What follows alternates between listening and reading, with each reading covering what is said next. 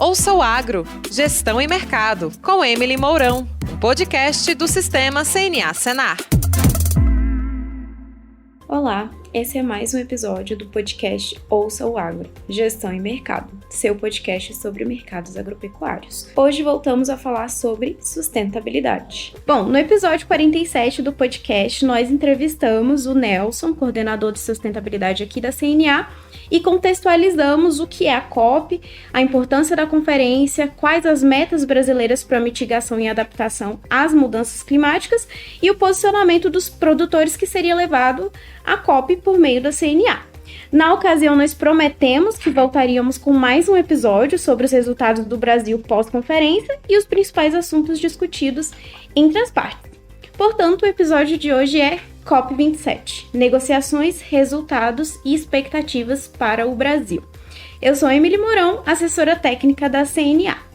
Nosso convidado da semana é o Rodrigo Lima, diretor da Agroícone, advogado, doutor em Direito das Relações Econômicas Internacionais pela PUC, possui anos de experiência em comércio internacional, meio ambiente e desenvolvimento sustentável no setor agropecuário e de energias renováveis.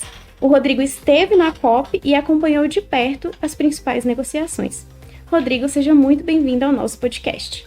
Eu que agradeço, família. É um prazer estar aqui conversando com os produtores rurais, com as entidades do agro que estão cada vez mais tentando entender toda essa agenda de mudanças climáticas e o que acontece nas famosas COPs, que são as conferências das partes. Primeiro estava previsto que a conferência terminasse no dia 18. Porém, as negociações perduraram até o dia 20, sinal de que se tinha muito a discutir e muitos temas em abertos também.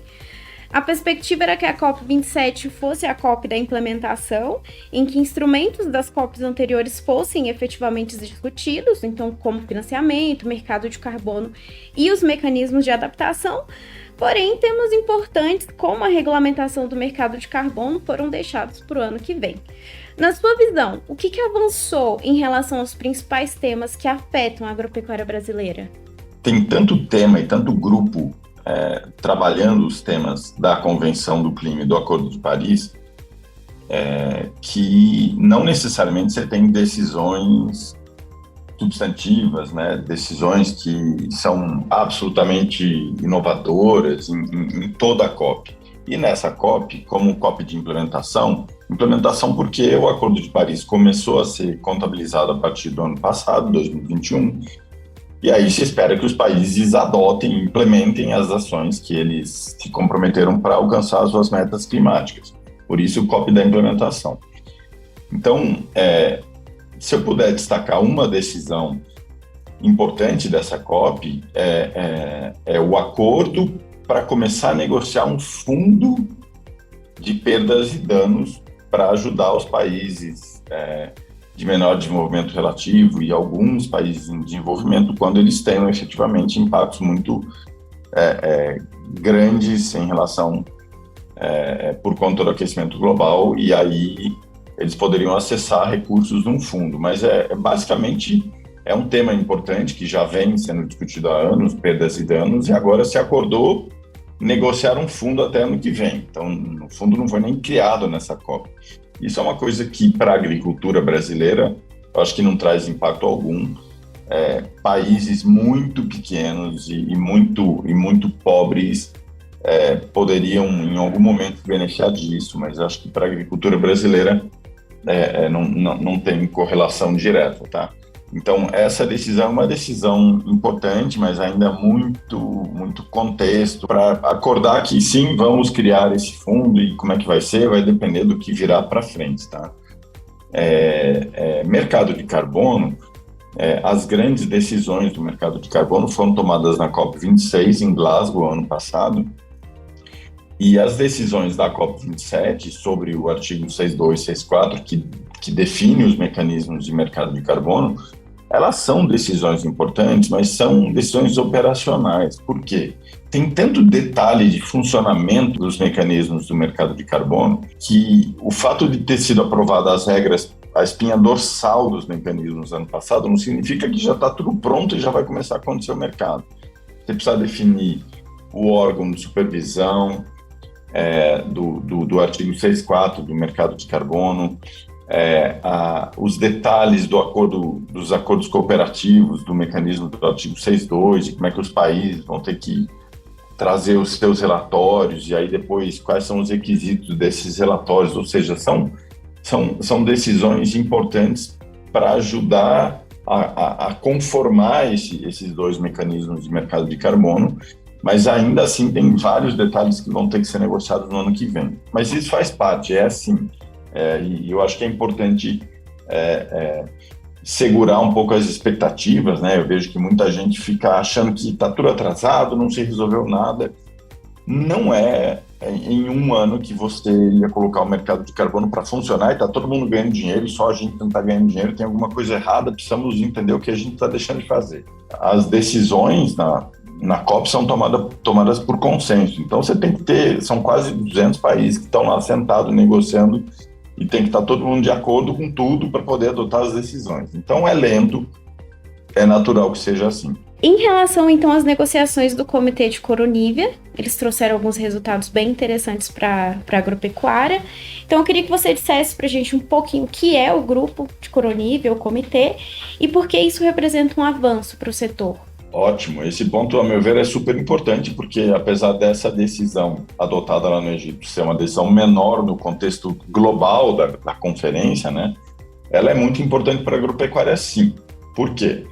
Porque esse grupo que a gente chama Trabalho Conjunto de Coronívia sobre Agricultura, ele começou a funcionar em 2018, a CNA participou ativamente desse processo de Coronívia, desse roadmap de Coronívia, que buscou entender na prática o que significa carbono no solo, as tecnologias produtivas podem favorecer carbono no solo, do ponto de vista de sequestrar carbono, recuperar pastagem é bom ou não é, como é que faz isso, quanto custa para fazer isso permite produzir carne com menos carbono ou não, o que é adaptação, e se chegou a um conjunto tão importante de conclusões dentro desse grupo, na linha de que a agricultura, se não adotar tecnologia, se não adotar inovação, se não aumentar a produtividade, se não estiver preparada para enfrentar uma seca, e aí eu preciso de sementes mais evoluídas, preciso de tecnologias, preciso de práticas, preciso de maquinário, eu vou ter impactos e eu vou produzir menos, e isso impacta, no final das contas, a segurança alimentar, certo? Que é ter comida para o mundo inteiro comer, e depois tem uma questão de como comprar comida e ter acesso à comida, mas eu preciso primeiro ter disponível, certo? Preciso produzir. Acho que todo mundo concorda que a agricultura sofre os impactos do aquecimento global, e se não tiver formas de trabalhar isso, é a segurança alimentar global que vai ser prejudicada. E a gente tem hoje, em números arredondados, aí 1 bilhão de pessoas com dificuldade de ter alimento, passando fome, no final das contas, o que é assustador, por diversas razões. E aí eu preciso ajudar os países a implementar suas ações, porque tem 141 países que levaram ações de agricultura nas suas contribuições nacionalmente determinadas, nas NDCs. Bom, se a agricultura é tão importante, a gente tem que ajudar em adaptação para permitir a famosa resiliência dos sistemas produtivos diante dos impactos do aquecimento global. Dentro do Acordo de Paris da Convenção, é preciso conectar as ações que essas 141 países querem fazer à tecnologia, inovação, assistência técnica e financiamento. E aí a decisão adotada no Egito, ela posterga por mais 4 anos, ela mantém por mais 4 anos esse grupo, que agora chama-se Sharm el-Sheikh, em deferência à cidade, né, que foi a COP lá no Egito, prevê a criação da plataforma pelo secretariado no ano que vem, para os países inscreverem, apresentarem os seus projetos, as suas propostas de agricultura de baixo carbono, para, a partir dessa plataforma, começar a trabalhar financiamento climático e tecnologia. E isso, a meu ver, é uma oportunidade, por quê? Porque via a plataforma criada na convenção, os países vão apresentar os seus projetos, suas políticas, seus enfoques e potencialmente conectar isso com financiamento climático. Não é automático que já cai dinheiro na conta do país, não é isso. E aí eu acho que a gente tem uma vitrine dentro da convenção para explorar e para mostrar a agropecuária de baixo carbono do Brasil, tendo o plano ABC+, como um instrumento, uma política muito robusta, muito ambiciosa do ponto de vista de alcance, né, chegar a 72,6 milhões de hectares de áreas, adotando as tecnologias, e com um enfoque de adaptação e mitigação, e não só de mitigação. Porque nós definimos o nosso enfoque. O Acordo de Paris é baseado no enfoque que os países trazem. Então, eu gosto muito dessa decisão. Eu acho que ela vai abrir portas aí para a agricultura sustentável, para a agricultura brasileira que reduz emissões, que implementa Código Florestal, e temos que explorar como isso vai ser feito a partir do ano que vem. Já tem um prazo lá, até março do ano que vem, para os países mandarem suas contribuições, países e organizações como a CNA, mandarem suas contribuições sobre como deve ser esse escopo de funcionamento desse grupo a partir do ano que vem. Então, eu reputo que essa decisão é bem relevante para a agricultura brasileira. Então vamos falar um pouquinho sobre o setor privado. Eles já desenvolvem diversos projetos que têm a ver com adaptação e mitigação das mudanças climáticas, e hoje ele é sim um ator essencial para o alcance das nossas ações, das nossas NDCs. Como as metas de redução de emissões de carbono podem gerar custos para as empresas privadas? Então, isso é super importante, essa pergunta, porque, na verdade, assim, os países definem as suas metas, certo? O Brasil tem uma meta de 50% de reduções até 2030 e neutralidade de emissões até 2050. De que forma isso pode se traduzir em metas obrigatórias que alguns setores vão ter obrigação de reduzir? Isso vai depender do país, não é uma coisa que já está estabelecida. Então, no Brasil, imaginar que qual é a principal atividade de redução de emissões do Brasil? Desmatamento ilegal. Quanto mais a gente proibir desmatamento ilegal, uma contribuição maior a gente vai estar trazendo como país para as metas brasileiras. O que não significa que só com o desmatamento ilegal a gente chega na neutralidade climática. E aí é importante pensar o seguinte: quais setores são mais emissores, certo? Agropecuária é um setor como setor, porque a gente trabalha com agropecuária, energia, processos industriais, dejetos e uso da terra. Agropecuária, quando o desmatamento cai bastante, agropecuária e energia vão ter os setores mais emissores. Tá, mas é factível pensar que o governo brasileiro, seja lá qual for o governo, o Brasil como país vai definir meta obrigatória por propriedade agrícola? É impensável pensar isso, porque nenhum país no mundo conseguiria monitorar isso, certo? Então, o que tende a acontecer, caso o Brasil defina meta obrigatória de redução de emissões para alguns setores, empresas, vou trabalhar hipoteticamente aqui. Se um frigorífico tiver meta obrigatória de redução de emissões, e a gente já tem frigoríficos que adotaram metas voluntárias de redução de emissões, mirando neutralidade climática, o que acontece é que o frigorífico vai depender do seu fornecedor. E aí ele vai querer que o produtor não desmate. Por quê? Porque se desmatar tem um conteúdo muito alto de carbono emitido e prejudica a meta do frigorífico. Então, eu entendo que com o passar do tempo e dependendo de como o Brasil entre na discussão de mercado de carbono e meta obrigatória para alguns setores, alguns subsetores, empresas vão ter meta obrigatória e aí vão ter que correr para reduzir emissões, e elas, a partir daí, poderão definir políticas de compra que cheguem ao produtor rural, por exemplo, com um nível de exigências determinado. E aí, desmatamento sempre vai ser um problema. Ilegal a gente nem fala, porque ilegal não deve acontecer. Mas mesmo o desmatamento legal seria um problema, porque é uma questão de fazer balanço de emissões e remoções de carbono. Você faz o balanço, você precisa fazer uma conta, e aí você considera tudo que emite e tudo que sequestra, e se você desmatar, você sempre tem um volume de carbono muito elevado. E aí a sua conta é negativa. E aí, naturalmente, a empresa não gostaria de ter essa conta negativa no cômputo geral dela, né? Mas eu acho que é importante qualificar essa discussão internamente, porque é o país que vai definir como que vai ser feita o cumprimento da sua meta, e nós temos no Brasil a obrigação de apresentar na convenção um documento que a gente defina tudo que vai fazer para cumprir nossa meta. Nós temos a meta, mas a gente não levou nos últimos anos esse documento. E aí, eu acho que tem lá o Plano ABC+, como um enfoque da agropecuária, que não é obrigatório, certo? Ninguém é obrigado a adotar as tecnologias, mas a agricultura brasileira adota as tecnologias que estão no ABC+, como o plantio direto, como integração lavoura-pecuária e, se puder, floresta, fixação biológica do nitrogênio, por exemplo, porque isso é ferramenta para desenvolvimento da agricultura, isso é investimento para produzir mais, ganhar mais dinheiro e tem um co-benefício que é a redução de emissões.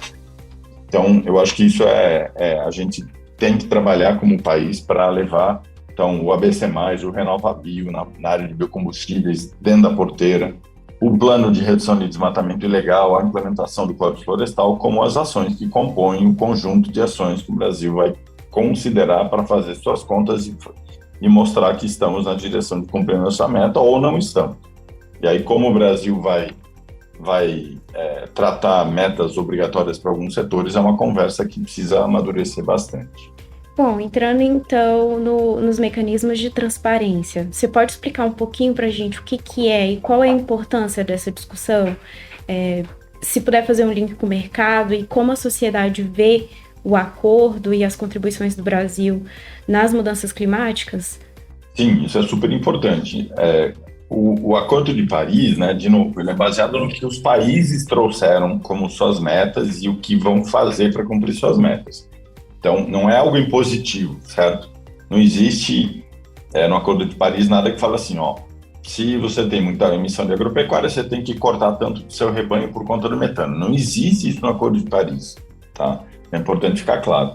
E aí, naturalmente, se a gente está tratando de emissões e emoções, do balanço de carbono que cada país tem, eu preciso ter os inventários de emissões e emoções como o instrumento de cálculo, de contabilidade que permite trazer a fotografia do seu país e mostrar que você está indo numa direção da sua meta ou você está aquém da sua meta.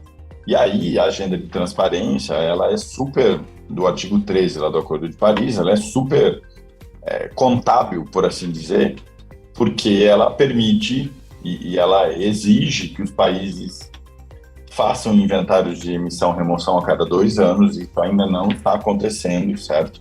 E aí tem vários detalhes lá operacionais de como trabalhar a questão dos inventários, de como levar os relatórios, de como os relatórios vão ser revisados por pares, porque tem a revisão dos relatórios. Isso já acontecia e vai continuar acontecendo cada vez mais. O importante para a agropecuária brasileira, a meu ver, é o seguinte: o carbono no solo que a gente consegue sequestrar tendo uma pastagem bem manejada, comparativamente a uma pastagem degradada, que na prática é ruim para o bolso do produtor, porque ele vai levar muito mais tempo para engordar um boi. Esse carbono no solo, ele só vai entrar no inventário nacional de forma positiva para abater da emissão, na medida em que a gente tem a capacidade de fazer inventário com esses dados. Da mesma forma, o estoque de vegetação, o estoque de carbono em vegetação nativa de reserva legal e área de preservação permanente, Código Florestal. Por quê? Porque hoje a gente só considera no inventário brasileiro o estoque de carbono em unidades de conservação. Por quê? Porque a gente precisa avançar com a implementação do Código Florestal, com a validação do CAR, para comprovar efetivamente que temos tanto de EPP reserva legal em tal bioma, isso significa tanto em carbono, vai entrar lá de forma positiva no inventário brasileiro. Então, o que eu estou querendo dizer é que a nossa capacidade de fazer inventário para traduzir em números, nessa contabilidade de carbono, uma fotografia muito mais apurada do que é a nossa realidade da agropecuária tropical, depende da gente. Então, nós temos que ter capacidade de fazer isso. Isso é a Embrapa, isso é o Ministério da Agricultura, o Ministério da Ciência e Tecnologia, as universidades e toda a rede de pesquisadores e cientistas que contribuem com o inventário brasileiro. Então, se a gente for cada vez mais agregando e trazendo essas informações, melhor vai ser a percepção em relação aos dados da agropecuária brasileira de emissões e emoções. Eu acho que é importante também desmistificar, e eu ouço muito críticas, tá vendo? A agropecuária só aumenta a emissão, só aumenta a emissão. Que bom que a gente está aumentando a emissão, porque a gente está produzindo mais comida. A agropecuária aumenta porque ela cresce, certo? E é natural que ela aumente a emissão se ela está crescendo. Se fosse o contrário, aí estaria muito ruim, né? A gente está produzindo menos e aumentando a emissão. Tem que olhar isso de forma proporcional. Eu acho que a nossa capacidade de aprimorar os inventários e de trazer dados relevantes e incríveis sobre o que significa emissões e emoções da agropecuária brasileira, junto com a implementação do ABC+, que vai mostrar que estamos reduzindo emissões porque está recuperando a pastagem, porque eu produzo carne com baixo carbono, porque eu levo 30 meses para bater o animal e não mais 48 meses, por exemplo.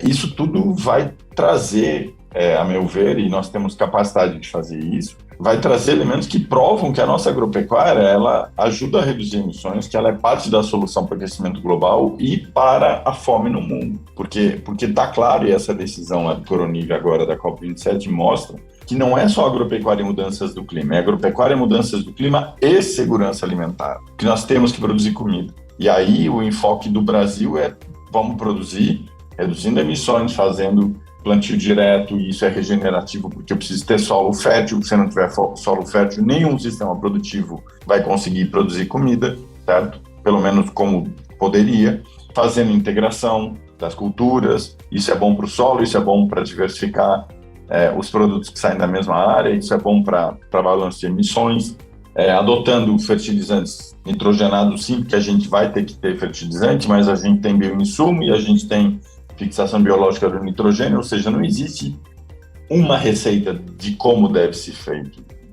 Nós temos um leque de opções e, a meu ver, de novo, essa decisão reforça o enfoque brasileiro perante o mundo. Nós levamos o que a gente quer fazer lá, agora com essa plataforma vai ser possível deixar isso mais claro, mais transparente ainda, e espero eu permitir que o Ministério da Agricultura e os estados e o Senar, a CNA e outras entidades representativas possam ajudar a construir projetos e, se não, captar recurso de financiamento climático para ajudar a implementar e dar força cada vez mais para essa agropecuária de baixo carbono.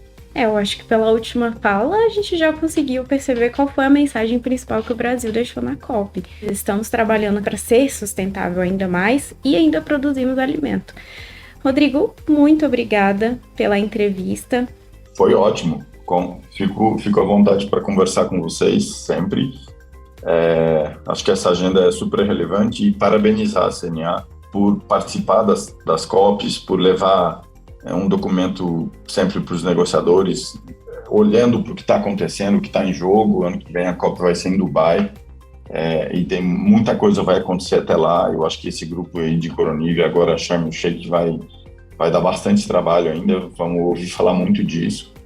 E de novo, aqui, a gente como Brasil, a gente não pode esperar que outros países defendam as metodologias que nós queremos defender dentro da discussão de balanço de carbono. Nós temos que levar, e aí tem dados, tem publicações científicas, entra muito Embrapa, super relevante dentro desse jogo, Ministério da Agricultura e entidades como a CNA, que entenderam que essa agenda é importante, inclusive para o comércio internacional, para a gente dar transparência e mostrar que efetivamente, escuta, a gente tem ativos enormes dentro dessa discussão. Então, parabenizar a CNA também por essa visão estratégica e de como a gente joga o jogo do mercado, tendo a questão climática como um dos elementos. Bom, falamos então com Rodrigo Lima, diretor da Agroícone. Rodrigo, muito obrigada pela participação. E aos que nos ouvem, obrigada pela audiência. Esse foi mais um podcast Ouça o Agro. Até o próximo episódio. Ouça o Agro, Gestão e Mercado, com Emily Mourão, podcast do Sistema CNA Senar.